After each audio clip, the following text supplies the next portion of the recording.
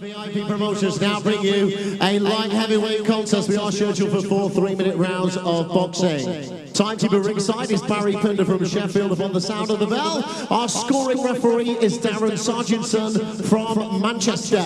On my left, boxing out of the blue corner. On the scales at 11 stone, 11 pounds, 6 ounces. 7 victories, 1 finishing inside the scheduled distance. And tonight wearing the black shorts trimmed with white. Boxing out of Gloucestershire. Give a boxing respectful welcome to Louis Van Poetsch.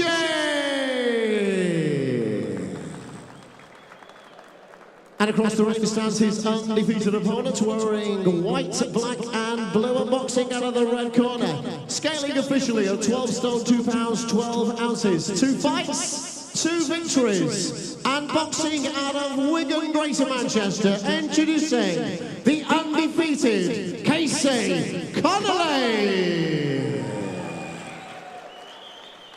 Referee will now issue his final instructions. Fellas, you both know the rules, keep it clean, don't anything low, watch your heads, when I say break, take steps. Most important, play yourself all the time. A light heavyweight contest scheduled for 4 3-minute rounds. Here we go then. Casey Connelly looking to go 3-0 tonight against Louis Van Poetsch. Have either of you seen much of Casey before? No, I've seen a bit of Louis though when he fought Curtis Woodhouse last year, and Curtis' comeback fight. Yeah, I mean, I've seen quite a lot of Casey. He's come down to our gym quite a lot, sparring Mickey Ellison, a light heavyweight, super middleweight. We've had some cracking spars, and to see his improvement, it took him a while to get his licence. He's really improving a lot. I think that's credit to his gym and his gym friends like Jack Massey and stuff. Yeah, and he made a bit of a statement on his debut, didn't he? He dropped Curtis Gargano in the first round of that one and cruised to a points victory. Yeah, there's not often when Curtis actually hits the floor. The only time you ever see him hit the floor is when he drops some food. You know, he doesn't usually hit the floor that often. He's pretty durable. So yeah, I'm excited to watch Casey's career unfold and see what he can do, because he's a bit like Luke Blackledge. He's come into the game just with a couple of like unlicensed bouts. I think he had about 10 unlicensed. So to see him, you know, he looks like a good. He looks like he's settling into the pro game. He looks nice and controlled, relaxed, eyes wide open. And like Luke, he'll probably learn on the job as he goes along, adapt his style to the licensing. Definitely. Mixing his shots up well already, looking for the uppercut there. Jab's good. I think all the lads at Bobby's gym tend to have, you know, good jabs. Yeah. Nice tight guards and good jabs, chins down. They all work behind the jab well. Yeah, and it's a great environment for him to learn as well with the sparring. The few lads that they've got in there around this weight, Charlie Schofield as well. They're perfect in out sparring, and then anything else they can get as a bonus. Yeah, ideal. And they don't mind travelling as well. Plus you've got Lee Beard. I'm sure he's still in that gym as well. So the gym, the atmosphere must be bouncing like most of the gyms in Manchester at the moment.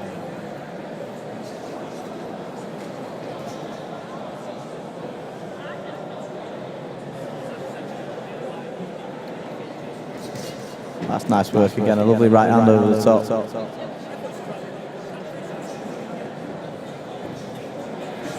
Good shot. Yeah, he looks quite sharp today. He settles down nicely when he gets to the ring as well. He doesn't get carried away. Everything's behind that jab, like you said. You know, for a guy who's only had like 10 bouts previous, he looks like he's really settling in, picking his punches well. He's not trying too hard. He's nice and relaxed. Yeah, and he's setting the attacks up well with the jab as well. He looks quite good. I'm just admiring Lewis's moustache. It looks like he's had it waxed and trimmed and everything, so I'm hoping he's not going to get too many jabs to the face to doing that good work. Yeah, I was debating on growing one of them myself after seeing that. Looks good on him. He'd look pretty good twirling that moustache. I think you should get rid of the beard and just get one of them, Terry. No, I don't think anyone would recognise me without the beard these days. Very good first round that from Casey Connelly. Controlled everything nicely. Of course, later on for you is Jack Flatley's in the ring, isn't he? And it's been a bit frustrating for him recently, but big things on the horizon with a win tonight. Yeah, I mean, Jack's had a couple of massive fights fall through. which is quite unfortunate, but something will come. You know, it's like when Jamie Moore got the British title shot with 5 days notice, he was ready. Jack's always ready, he's always in the gym. I can understand it is quite frustrating, but you've got to go through these times, and something will definitely come. It's law of average. He did have 2 good fighters where the fights fell through, but hopefully, you know, one of them bouts are going to come. So, you know, hopefully it'll be a title fight, and Jack can make a little bit of money then as well. Yeah, exactly. And Jim G's bouncing at the moment as well. Osman had a couple of good wins recently. He's been busy. Yeah, Ozzy's been looking really good. He's been doing brilliant inspiring, you know, world champions, world title challengers, and he's learning on the job. Like Terry says, you know, it's all about learning on the job. He's learning in the gym daily. He's improving, and I think people are noticing the improvement from like when he's first come to our gym to now. It's been quite a dramatic improvement, and a lot of people are noticing it. So, you know, it's good. And then Jack McGann's on the Fury bill. We've got Mickey Ellison in. We've got Muhammad Ali turning pro. We've got quite a lot going on. And I was reading in the Bolton newspapers you've been talking about the need for the people to get behind the lads in the gym. You want to get quite a few supporters behind them. Yeah, in boxing, it's an hard game, this boxing. You know, and sometimes you feel for the fighters. They're trying to sell tickets, they're trying to make weight, they're trying to, you know, they're trying to do everything. And it's hard work, and if you can get the fans behind you, it breaks the pressure a little bit of doing them ticket sales. You know, it's just nice. Like Ricky Hatton had a great following, Gomez, Farnell, they had great followings. It's something I'd like to do for Jack Flatley. You know, Bolton's a big fight in terms of Jack Cullen as well. We've got Rick Godin. There's a lot of pros in Bolton. You know, it'd be good to get more fans out there and following the fighters. You used to get quite a few people coming to your fights as well, didn't you, Alex, with the kitchen sink approach sometimes to the doctor when someone put a jab in your face? Yeah. Obviously, when I was boxing, I think a lot of people come to see me lose than to win. But yeah, I used to do quite a lot of tickets.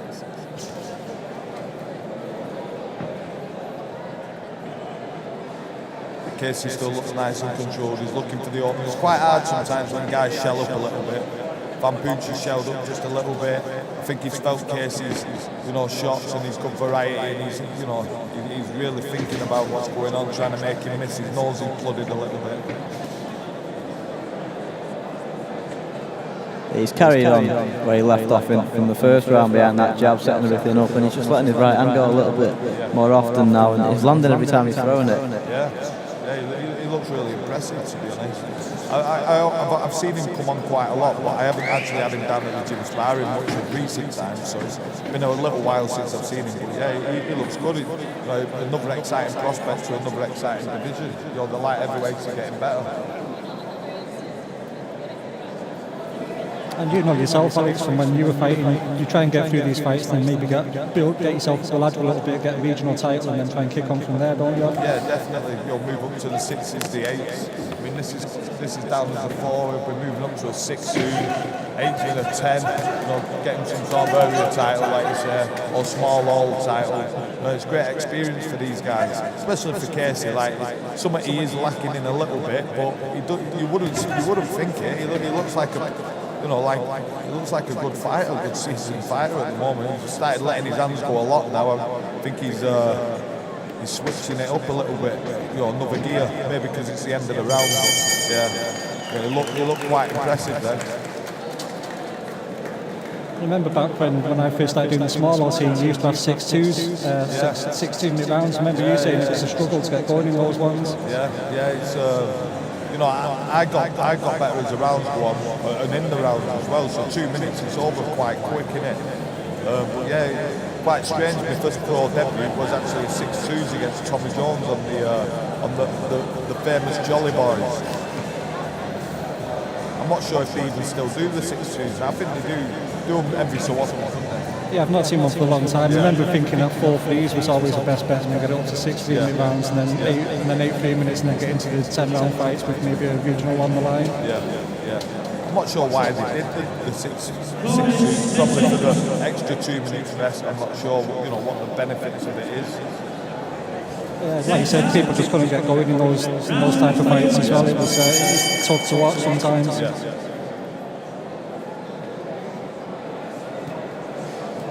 Casey's got a nice good jab. Yeah, I was thinking that he's ruined that moustache. He's really nice with the left hand.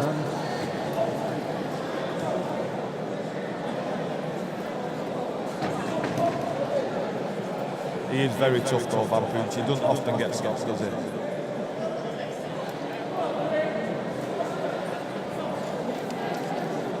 I mean, considering he came from the unlicensed background, not from the amateur, he's got very good fundamental skills, hasn't he? He does all the basic things right, Connelly. Definitely, his balance is good.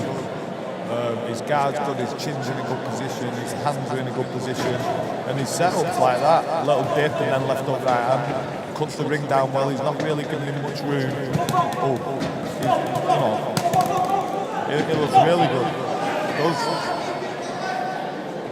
And he can step the gears up like he seems to be doing now. He's stepping the gears up and down pretty well. Where a lot of fighters are one pace, but you can see Casey's got a couple of gears there.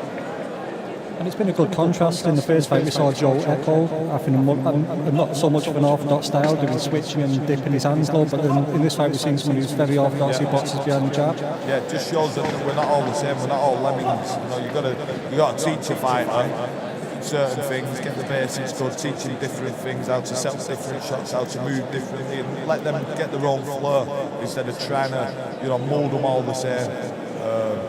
Like you say, Joey calls a different fight. He's short, stocky, but he's got lovely head movement, lovely combinations as well from Joey. He spars a lot with Osman, so I'm quite lucky to have him down at the gym a lot. Ben Lancaster's another great gym as well. And I've seen Joe improve quite a lot since the amateurs. He landed a very good right hand a few moments ago. Casey set it up very nicely as well. Yeah, and guys like this looking to set shots up, it's good to see, because a lot of the times you see guys in the first fight, they're just throwing windmills and they're not even relaxing. But Casey, you can see he's relaxed, setting certain shots up. I think he's cut Van Poetsch, unless it's the blood from the nose. I think there may be a cut on the left eye from the right hand, from where he's catching him turning that knuckle over.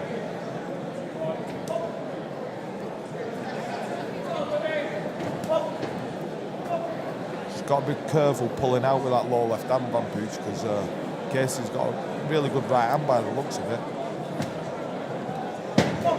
Nice, setting up the uppercut there.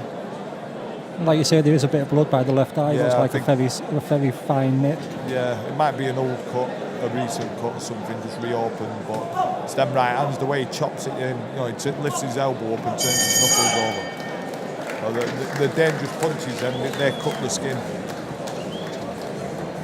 Yeah, and yet again another impressive round, another round in the bank for him.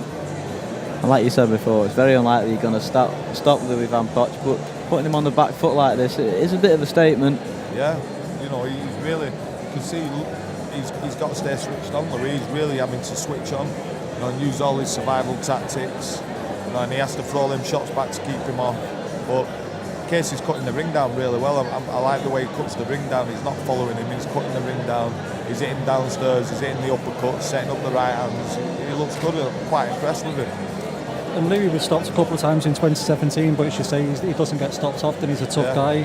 He got stopped against Lerone Richards in 3, Jordan Lynch in 1, but he's not a guy that you're going to put away with a single punch. You've got to kind of grind him down. Yeah. 4th final round.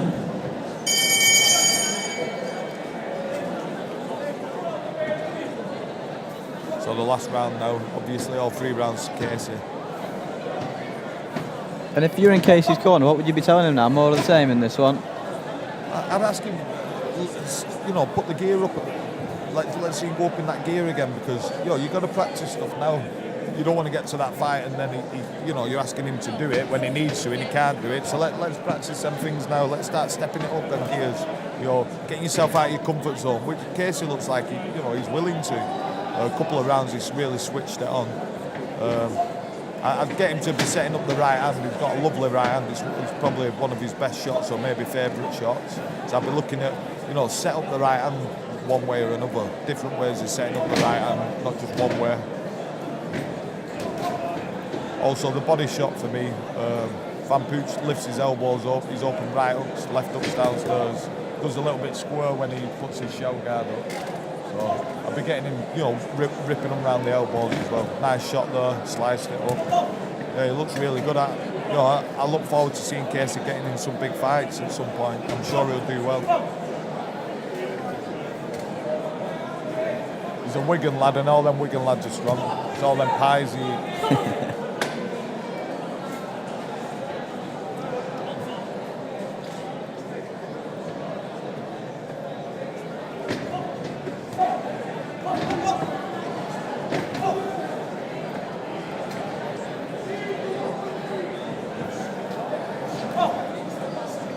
He looks fit as well. You know, his punches haven't lost any snap or strength. He looks as strong as he did in the first round. Yeah, and I think at this point, Poetsch is just thinking about his next fight, wanting to hear the final bell and not get a suspension and get another payday.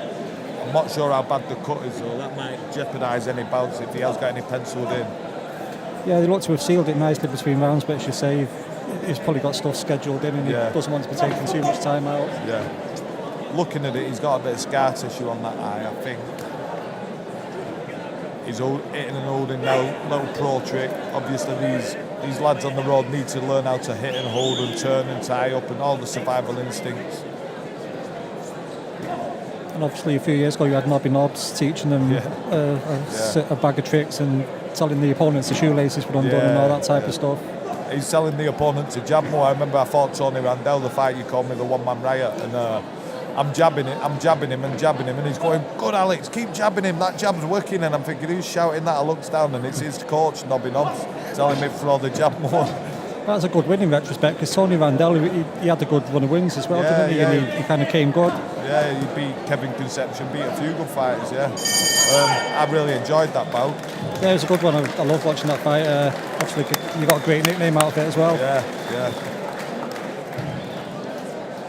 Yeah, that was a good performance. Really enjoyed watching Casey. I enjoy watching fighters like that. You know, nice, controlled, not rushing. Doesn't look like I think that was his second bout, was it? Doesn't look like a 2-bout novice to me. You know, he looks nice and controlled. Hats off to his gym, his coaches. Young Robert as well, who's taking over Bobby's job more. He's doing a good job. So yeah, he looks good. Yeah, and we'll just wait for Paul Booth to announce the result, but I think it's safe to say that Casey's got this one and will be looking to keep busy now and have another one very soon. Yeah, I'd say it's unanimous, 4-3s, definitely. You know Matt Bianco, get him in and out of him, he was rubbish. I want to see you now. I'm going to stay here. Ladies and gentlemen, a light show of appreciation, please, for the efforts of both of our professional boxers. As they are brought to the centre for the official decision, referee Darren Sargis decides the bout. He scores it at 40 points to 36 points in favour of our winner from Wigan, Casey Connelly.